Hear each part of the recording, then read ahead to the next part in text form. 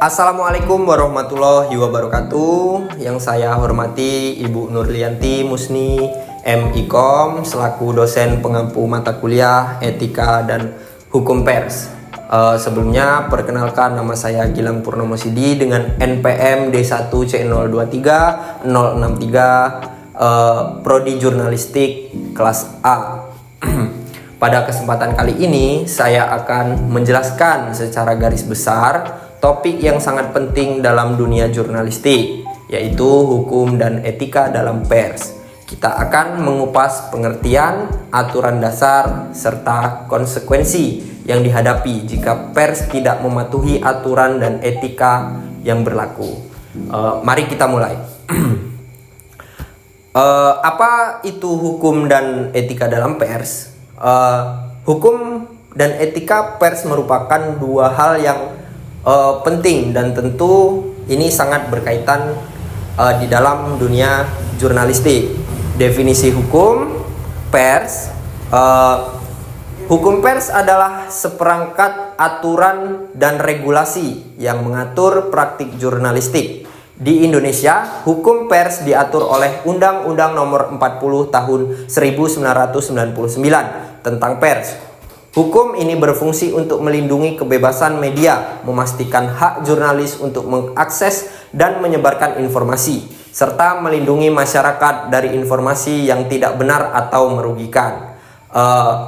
Definisi yang kedua itu definisi etika pers. Sementara itu, untuk etika pers mencakup prinsip-prinsip moral yang harus dipegang oleh jurnalis dalam menjalankan tugas mereka.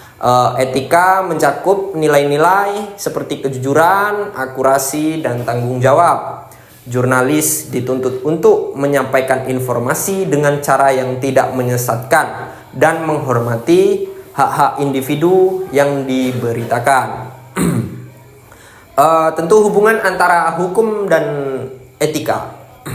Hukum memberikan batasan legal untuk aktivitas jurnalistik, sedangkan etika memberikan panduan moral. Misalnya, meskipun hukum mungkin mengizinkan publikasi informasi tertentu, etika mungkin mengharuskan jurnalis untuk mempertimbangkan dampak dari informasi tersebut terhadap individu atau masyarakat.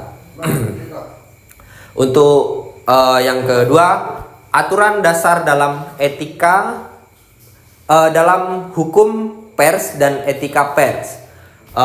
Aturan dasar dalam hukum pers. Beberapa aturan dasar dalam hukum pers mencakup yang pertama, kebebasan pers. Jurnalis memiliki hak untuk melaporkan informasi tanpa intervensi dari pihak luar, termasuk pemerintah. Dan yang kedua, hak untuk mengakses informasi. Jurnalis berhak untuk mengakses informasi publik, termasuk data dari instansi pemerintah. Yang poin ketiga, perlindungan terhadap jurnalis. Hukum memberikan perlindungan terhadap jurnalis dari tindakan intimidasi atau kekerasan ketika melaksanakan tugasnya. Yang kedua, aturan dasar dalam etika pers. Dalam etika pers terdapat beberapa prinsip yang menjadi pedoman, seperti yang poin pertama yaitu adalah verifikasi informasi. Jurnalis harus memverifikasi kebenaran informasi sebelum dipublikasikan. Ini penting untuk mencegah penyebaran berita palsu. Dan poin yang kedua, menghormati privasi. Jurnalis harus menghormati hak privasi individu, terutama dalam kasus yang sensitif. Dan poin yang ketiga, independensi. Jurnalis harus bebas dari pengaruh eksternal seperti tekanan dari pihak tertentu atau konflik kepentingan. Contoh praktis, misalnya dalam melaporkan berita tentang kasus hukum, jurnalis harus memastikan bahwa mereka tidak hanya mengandalkan satu sumber informasi dan melakukan konfirmasi dari berbagai sumber untuk memastikan kebenarannya.